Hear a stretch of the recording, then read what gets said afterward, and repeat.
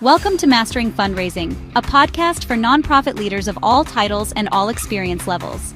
Mastering Fundraising endeavors to cover the most important fundraising topics with the goal of helping the audience reach their full potential as fundraisers.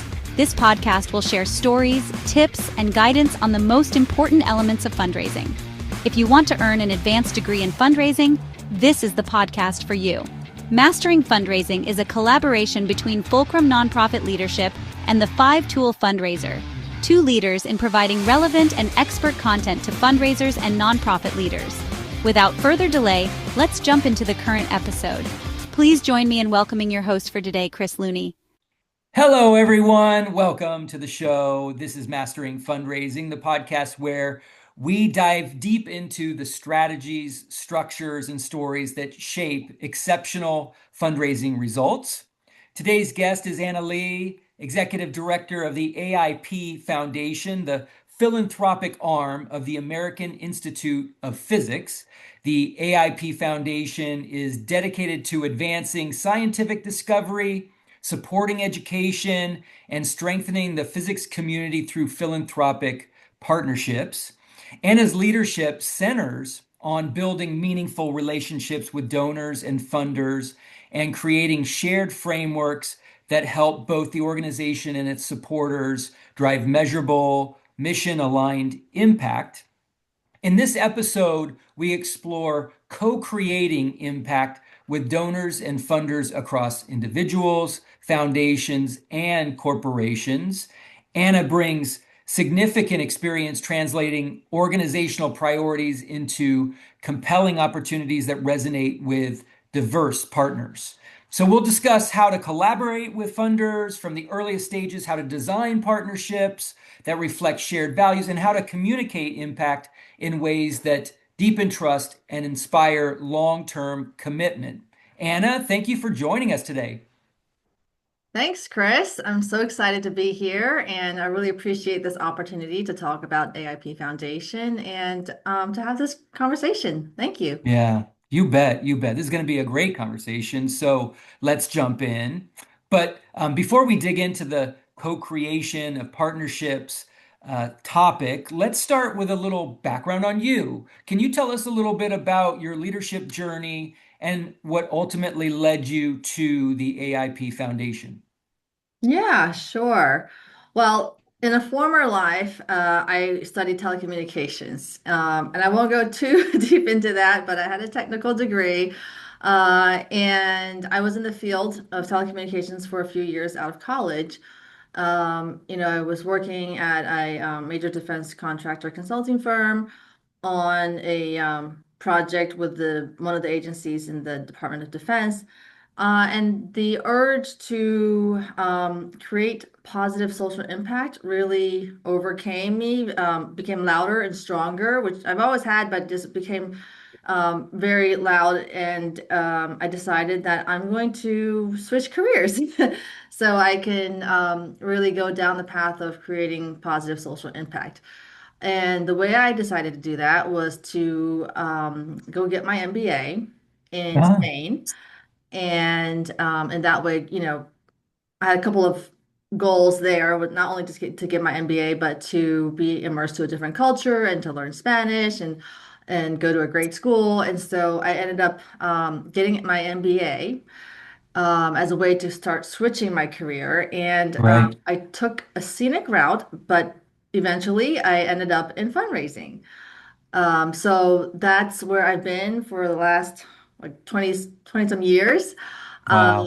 And it's been a blast. I've been able to be on-site campaign director, been able to work on multi-million-dollar campaigns, be able to work in corporate relations, and this opportunity to join AIP Foundation sort of popped up as most opportunities do Right. unexpectedly. And I took the opportunity because it seemed like a great chance to make a lot of impact on field of physical sciences that really impact humanity and the future of discovery and innovation on this planet. So, and at the time, the foundation was new. I mean, it still is new. It was launched in 2020, so we're only 6 years old. But I joined in 23, and so it was really fledgling. And so it was a great opportunity for me to really have an imprint on this foundation and Yeah. elevate philanthropy for in the physical sciences for the benefit of humanity. I love it. Wow, that's great. Kudos to you for being a champion of the philanthropy that supports science. I just think it's so important to our world and our future. So I'm grateful to know that someone as capable and successful as you is leading the charge there.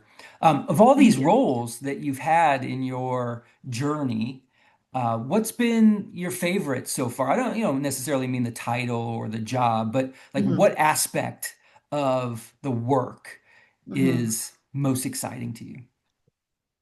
Yeah, that's a great question. I would say I've been lucky that I've enjoyed all of my professional roles in fundraising and even in non-fundraising, and they have all shaped me in different ways. Good. Um, but I think this current role I have at AIP Foundation as the executive director is one of the most enjoyable ones because, like I said, it's really an opportunity to build something Mm, highly impactful, again, that has the possibility to really impact humanity in a big way because we support the scientists that discover the breakthroughs. And so I really like that. And again, it's it's new. And so I get to kind of build this thing with a team, of course, that is going to kind of create this philanthropic engine for AIP to advance its mission. And some of the things I enjoy is, we talk about partnerships, and people think about external partnerships when you hear that term, right? Which is certainly very important, and we'll talk about that later today. But right. one of the things that I enjoy is the internal relationships and partnerships that you have to build before you can go out to the external partners. So Right. understanding, what your program teams are doing, like what research is being done or It's a good what are we point. doing Yeah. with students.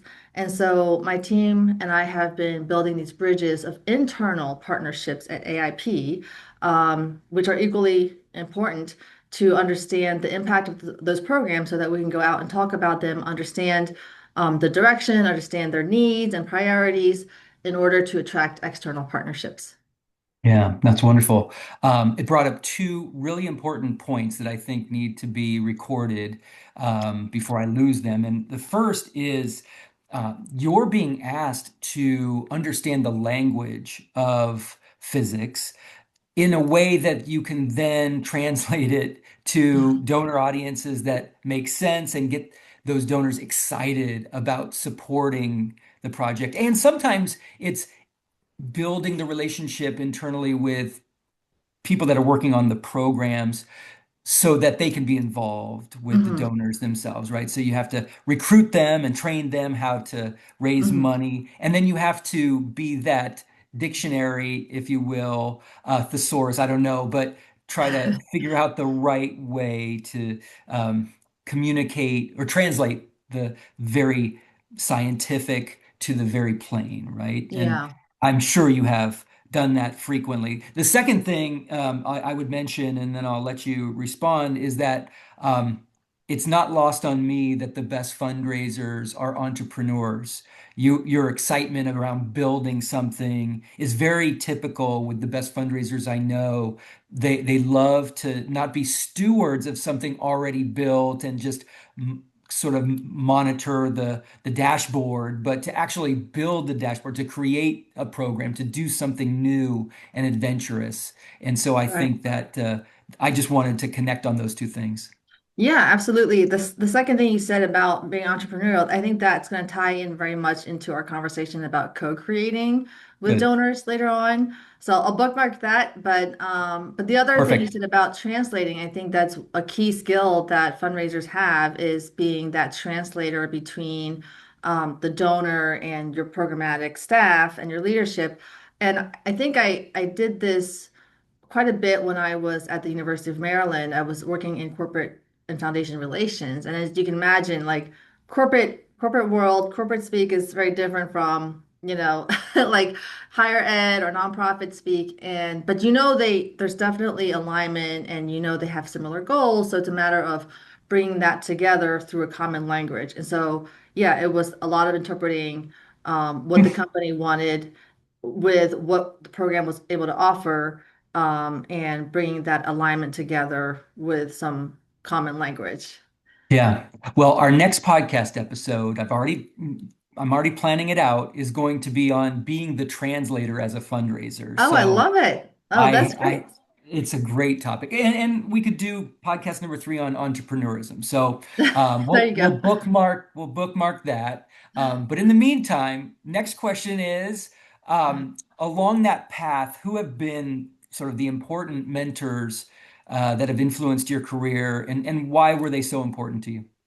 Yeah, great question. And I think not just mentorships, but in my various roles with different nonprofits, I've had the tremendous opportunity to work with volunteer leaders, who are some of the smartest, most influential people that you'll ever get, or at least I'll ever get to meet.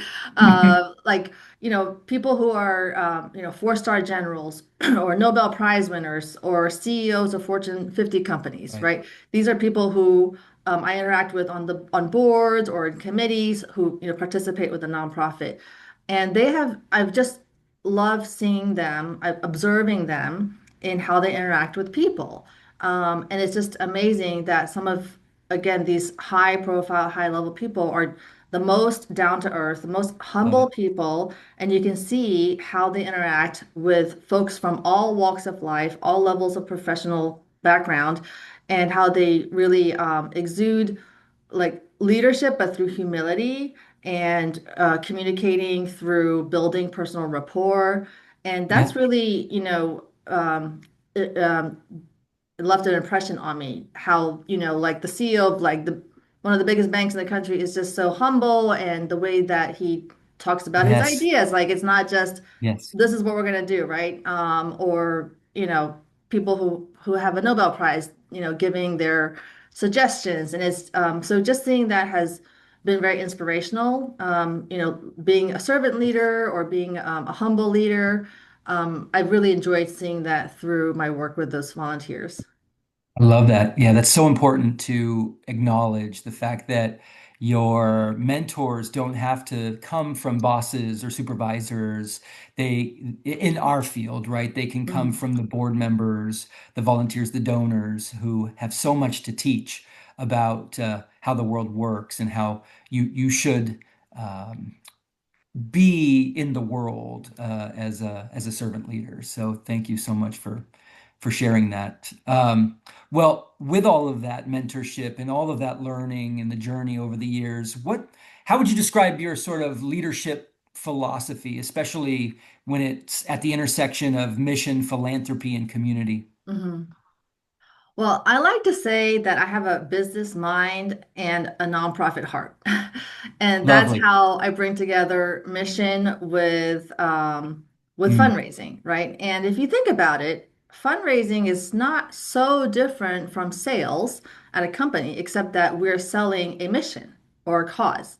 right. And you have to promote that mission, you have to market that mission, and you have to compel others to invest in that mission, right? So it's very similar. And I kind of think that's why they call it development instead of business development, because it's nonprofit business development in a way. And so, yeah, so that's how I kind of bring it together is looking at, the business aspect, but through the lens of your stewarding donors' impact, and philanthropic goals, in alignment with what your nonprofit produces, which is a valuable mission, is the benefit to society. And so that's how I think about the intersection of those two things. Well said. Great. Well said. All right, so let's jump in to the topic for today. Understanding co-created impact is where we start. And the question I would ask is, many funders today want to be partners rather than simply contributors. So Mhm. how do you define co-creation in a nonprofit fundraising context? Yeah, that's a good question. Because I think we are familiar with co-creating, but maybe we just haven't talked about it as co-creating. But essentially, it's, understanding your donors' philanthropic goals and their own personal philanthropic mission and Mhm. vision. And then, of course, understanding your organizational goals and priorities and finding where you have that match, right? The match is where the Nice. magic happens. Thank And you. sometimes it's that match that sparks a new idea that is both aligned with your organizational priorities and that donor's philanthropic mission. And then you start to co-create something that's exciting that benefits both parties. So that's how I would think about co-creating impact is it serves both parties and it's maybe a new idea, but still in line with the needs of the organization. Yeah, perfect. That's great. Um, why do you think co-created impact is becoming more important across individuals, foundations, and corporate funders? Well, I think because people really want to have be part of the process in terms of creating that impact, right? Not just give money or write a check, but understand how that impact is made and have some sort of involvement in that impact that's being created. And you definitely see that with corporate donors, right? They are certainly very much interested in being part of that impact creation because they have goals, right? They have business goals that they want to meet. But I think we see that with individuals and foundations too. And it can be a very exciting thing when you have that spark of co-creation, of alignment that meets like a new idea. So I think people want to be involved, and it's also just an exciting process to be part of.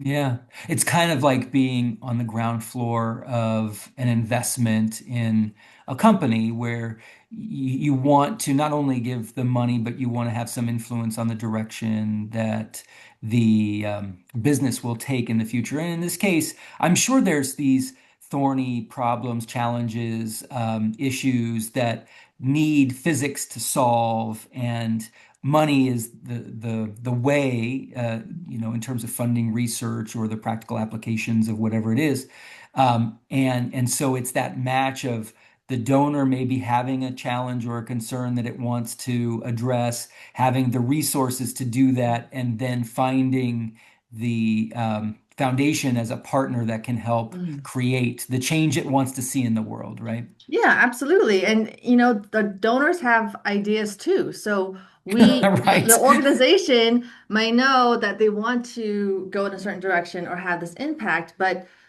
we may not know exactly how we're going to do it or what the format is.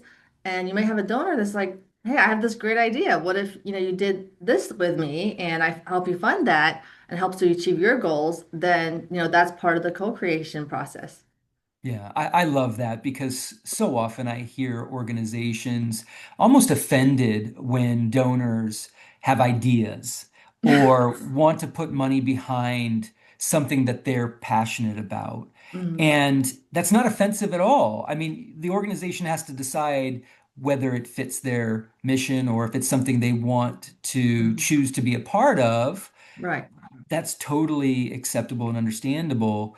But to think that an organization can get away with only sort of pursuing the things that it wants to do, regardless of what its donors want to do, is a fallacy, I think, in the nonprofit world. And you're much better off finding those partners that and hearing from them about Mhm. what they want to do. So when you begin conversations with a donor or partner, what are the clues that help you understand whether co-creation is the right approach? Yeah. Well, I just want to piggyback off of what you said just now first, which is another way to look at it is the organization doesn't have to have all the answers, right? So Good. it Thank helps you. you bring diverse thinking into that problem space. You Hmm. want to help a certain population, but maybe you haven't figured out everything all the programming that needs to happen, and then you have donors Right. who've done it or are experts at this, and so just being open to ideas. And again, like when you find that idea that matches both sides, then you have that beautiful co-creation magic. And so your question was about the conversation. You said, how do we? Yeah. How do you understand whether co-creation is the right approach with certain Yeah. prospective donors? Yeah, I mean, I think I would start with listening, right? That's always, number one skill set in fundraising is active listening.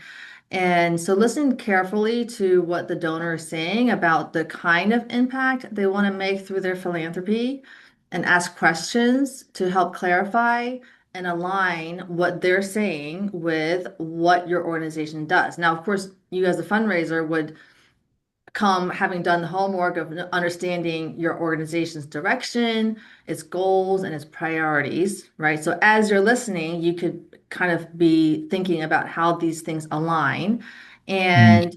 And when you, and again, like maybe it's an area that hasn't been fully fleshed out at the organization, but you know that's the direction it's going in, or that's an area of growth that your leadership is interested in, then you can start having that exchange with the donor to say, well, look, we're, kind of headed in this direction. It seems like you're interested in this area.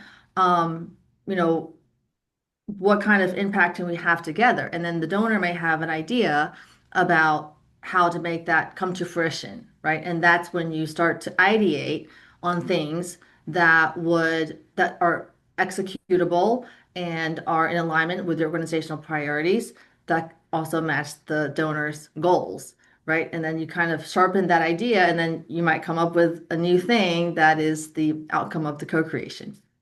Yeah, that's great. I'm interested in what it looks like in practice. So you kind of gave me some clues about what it looks like at the beginning when you're trying to Mm.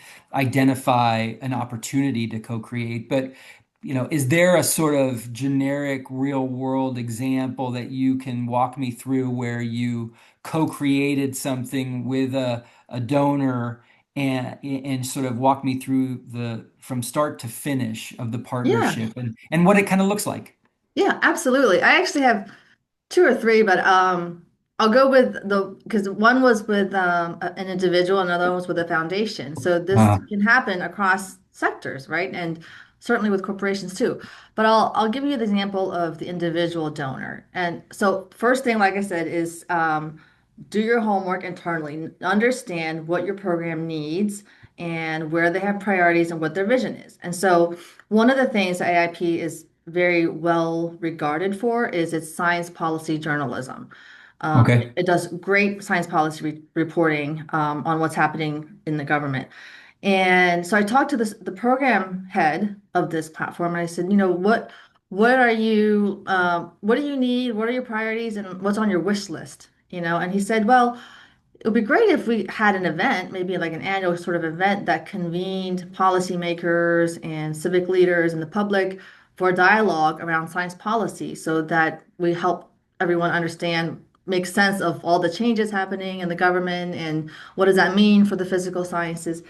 And so I said, okay, that's great. Like you're looking for sort of a convening to have a public discourse. And then I went to see a donor, and the donor is a former trustee of the foundation, AIP Foundation. And now, at the same time, our inaugural board chair of the foundation was ending her term, right? So she was stepping down as the inaugural board chair, and she is a good friend of this former board member that was visiting. Mhm. Okay. And so I I wanted to ask him if he would be interested in making a gift in honor of our board chair as she was stepping off, right? But at the same time, I said, look, this is an area, science policy reporting and journalism and analysis is an area that AIP is very well known for, and we're growing in this area. We're expanding to do more science policy and society kind of stuff. Um, and so sharing the story about where we're headed and where we're interested in going. And from that conversation, he thought, oh, well, what if I helped you endow an annual event that would bring together science policy, like people in the science policy space, and it would be named for this board chair. in her honor. Mm, perfect. So it would kind of check all the boxes. We're honoring Right. her. It's helping AIP advance is, science policy work, and it's something that he wanted to do. And it wasn't something that like I pitched to him per se, right? I just shared like this is where we're growing and this is the direction, and he came up with that. And then of course, I just wanted to make sure that you want to do your other back end homework too, to make sure your leadership is okay with the new initiative because it's a new thing. But Sure. everyone was very much on board with it. It was fully aligned with our strategy. And so in the end, we were able to establish this science policy forum as a result of that conversation. Win, win, win. So Yeah, absolutely. bravo. Yeah. Well, when you're talking about the similarities and differences of the individual funder groups, Mhm. I shouldn't have said individual funder groups, the funder groups, individuals, foundations, and corporations.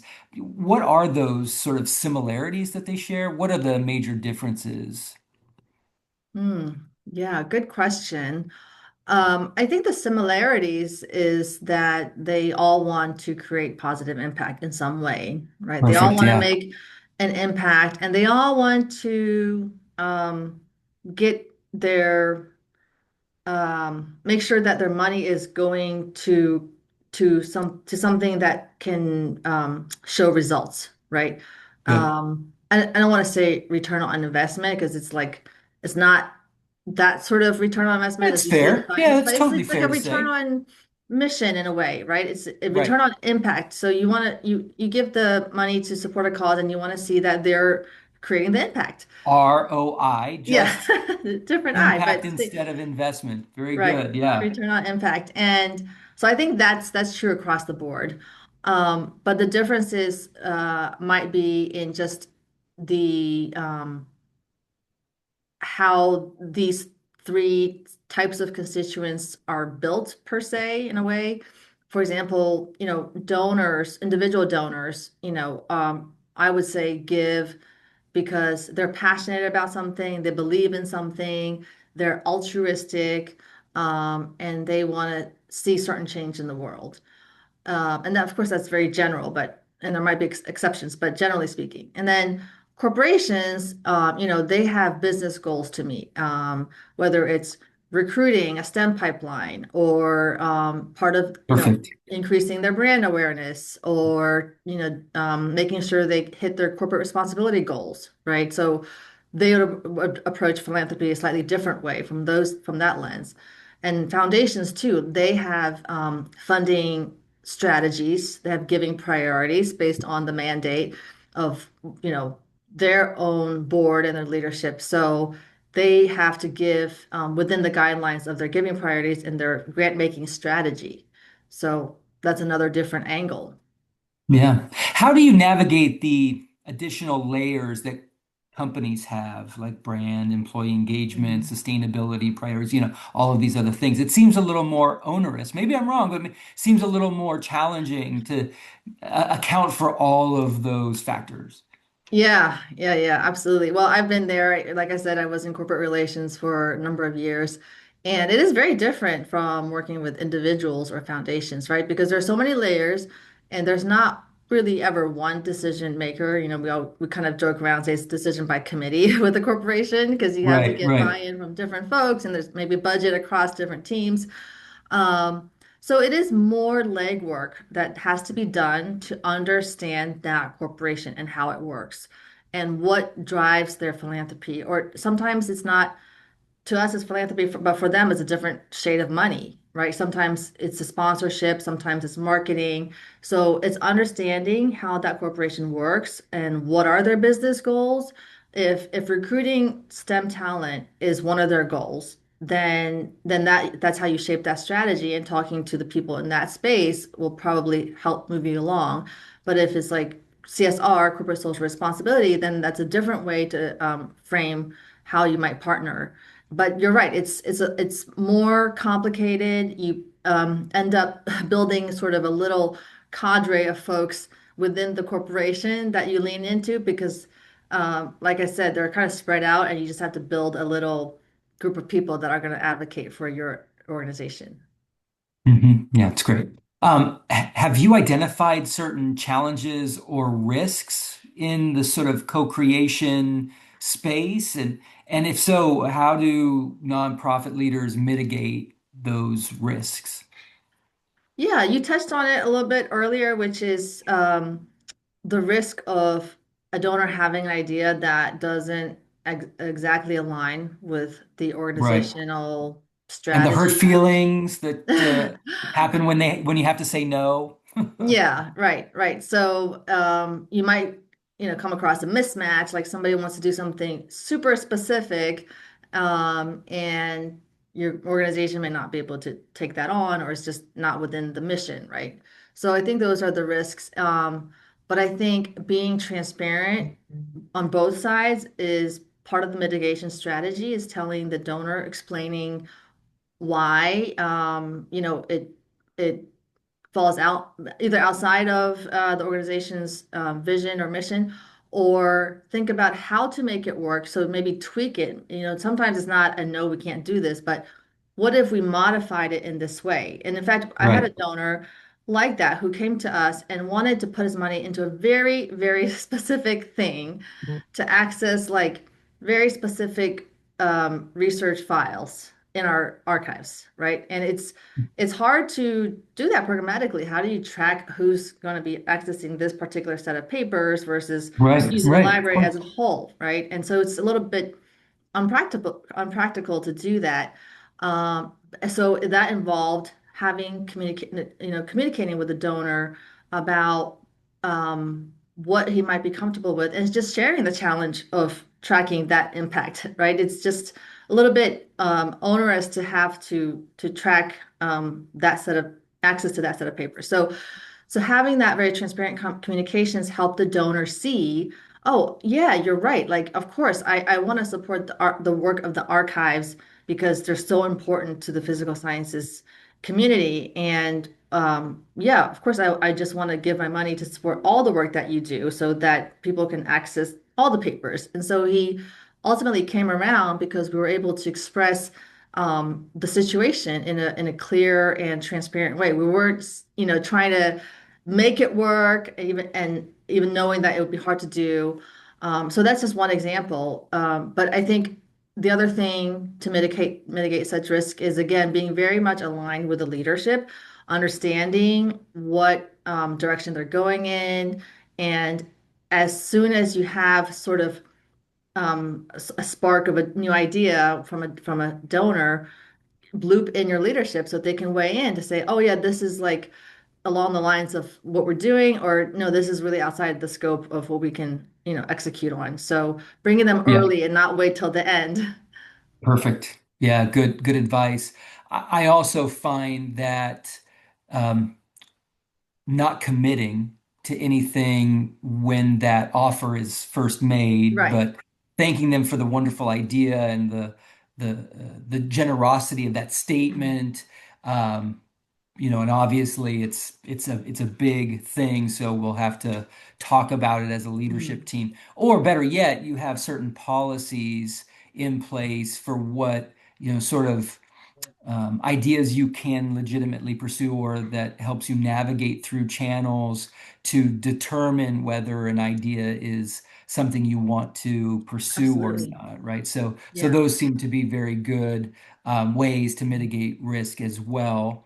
Um, I'm glad there's time for this question on translation because we touched on it earlier. Mhm. Obviously, you need to translate technical, specialized work for donors pretty frequently, I'm sure, or sometimes. How do you kind of ensure that donors clearly understand the value and potential of the work your foundation is supporting in that kind of translation?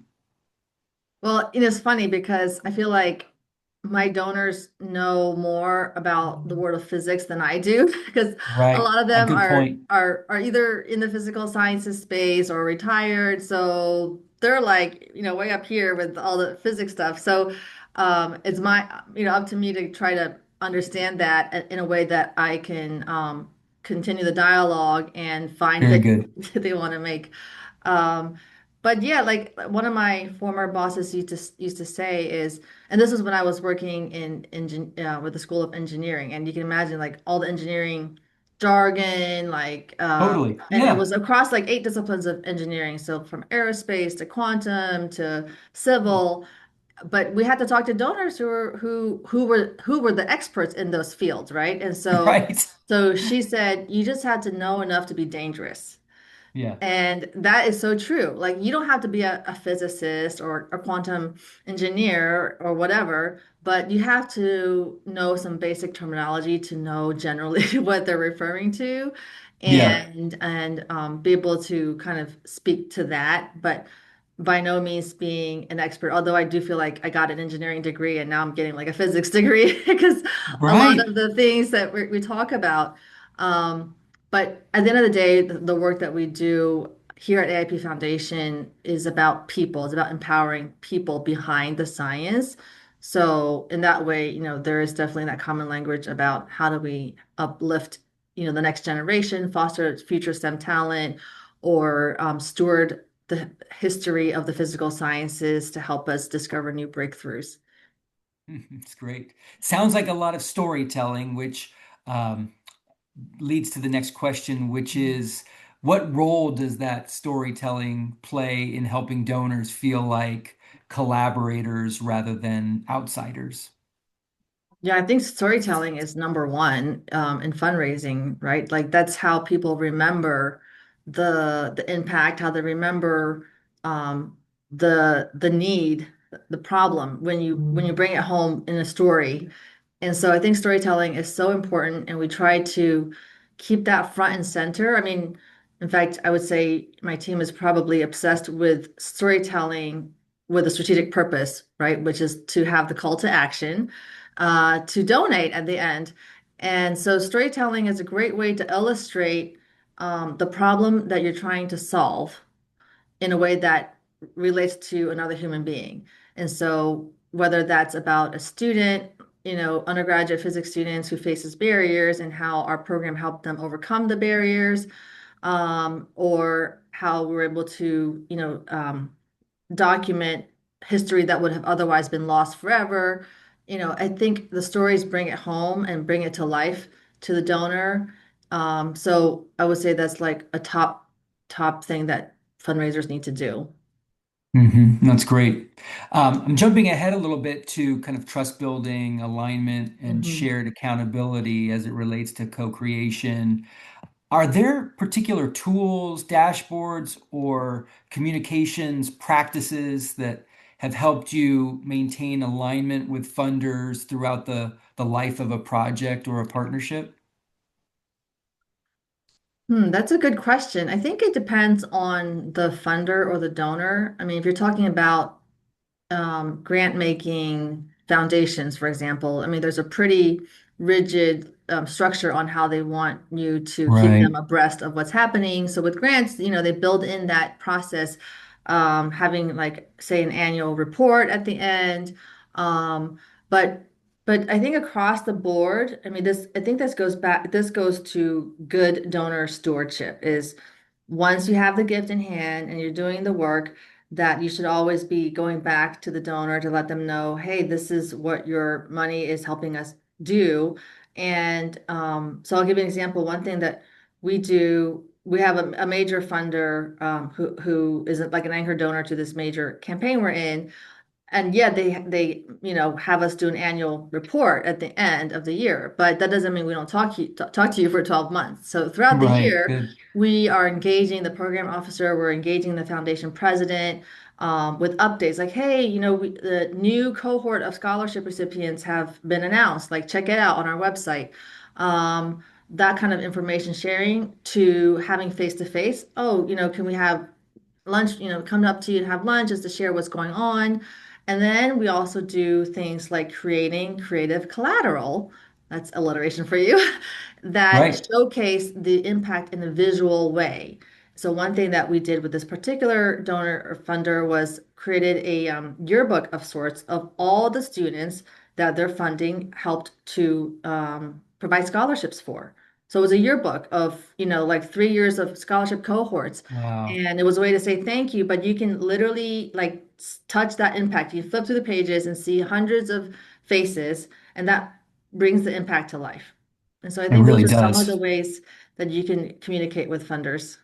Yeah. And then, of course, anytime a project evolves, challenges arise, there are particular issues Mhm. with the project itself. I'm sure you're quick to maintain good communication with them to maintain the trust and reinforce the idea of the partnership. Yeah, absolutely. I'm a huge believer in transparency.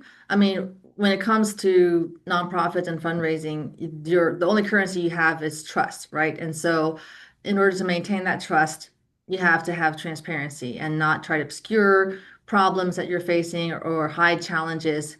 And yeah, we were in a situation where we had to change a program in a certain way. And so we looped that funder in very early on and brought them along throughout the entire process of like, this is a challenge. These are the actions we're taking to address this challenge. And here's the progress we're making, right, in addressing this challenge. And then we came out of it with a stronger program, and they were with us the whole way. So it was never a surprise, like, oh, what happened to this program, right? They knew from the beginning the challenges that we were facing, and so exactly like you said, transparency and trust is super important. Yeah, that's great. So, some advice I'd love to have you provide to fundraisers out there, especially that would love to begin incorporating co-creation in their approaches with prospective donors. What advice would you give to fundraisers who are hesitant to invite donors into early stage thinking or program design? Mm. I think first of all is to do the internal homework, right? So that you, the fundraiser, have a good understanding of where your organization is headed, what the priorities are, what the needs are. So that's being in tune with your leadership, Right. understanding like what are the needs and what direction are we headed in. And then when you go to the donor, share those things. And you don't, like, again, you don't have to come with the solution. You can just say, this is kind of the direction we're going in. And then listening to the donor on their thoughts about, maybe the organization's direction or their personal passions in regards to the space that you're in, asking questions to kind of fine tune that alignment. And you never know, that spark might come up because of that conversation you're having, right? Because if they're not responding to existing programmatic elements, but they might have an idea that fits very well with the direction you're going in, that could be the spark for co-creation. And like you said, you don't commit to anything on behalf of your CEO or your leadership, right? You thank the donor for their great idea, and you can go back and do the homework of making sure this is something that leadership wants to take on, but then you go back to the donor ultimately. But I think just having that understanding of your organization at a high level, and then listening to the donor, and then aligning along the way will help you with the co-creation process. Yeah, that's right. And I think it's fair to say that the more that you can provide some great ideas to spark a conversation around co-creation, as opposed to coming in blank Mhm. and just leaving it up to chance as to what Yes. someone else might offer as a solution or an investment is very wise. Right. Um, so let's end with one piece of good advice that you would offer to fundraisers who want to build deeper, more strategic relationships with donors. What would that advice be? Great question. One piece of advice. Well, I will go back to what I said earlier. I think it's really important to listen and listen more than you speak, because by listening, you understand the other person's position. And when you understand the other person's position, then you can start to frame your strategy on what would compel that person to invest, right? And so I think, again, active listening is so critical in fundraising. I would start there, and we just have to learn to be good listeners because I think fundraisers, we have to speak a lot in our role, talking, communicating. A lot of fundraisers are extroverts, not all of them. So that's great, but really finding that balance to just stop and listen more than like gush about your programs, which shows your passion, right? People love to gush about the programs. Oh, we're doing this, and here's all the wonderful things. Yes, that's important, but you do want to stop and listen to how the donor responds to understand what really resonates with them. What is the thing that they're finding to be the spark that they'll invest in? I love it. That's great. Well, Anna, thank you for sharing your insights on co-creating impact with donors and funders. Your perspective highlights how much opportunity exists when nonprofits and supporters step into authentic partnerships and design solutions together. So that concludes today's conversation. If you like what we're putting out there, please, please, please like and subscribe to this podcast. And also be sure to check out our other shows, including Lead for Good and the Nonprofit Edge. In the meantime, take care and thank you again for joining. Thank you for joining this episode of Mastering Fundraising. We hope the conversation was helpful and invite you to like and subscribe to this podcast for more conversations with extraordinary nonprofit and fundraising leaders. To learn more about Fulcrum Nonprofit Leadership, please visit us on the web at fulcrumleader.com. To learn more about the 5-Tool Fundraiser, please visit us at 5toolfundraiser.com. We want to hear from you. Please share your thoughts and ideas with us at hello@fulcrumleader.com. Thank you for the important work you do to make our world stronger. We look forward to welcoming you back during a future podcast.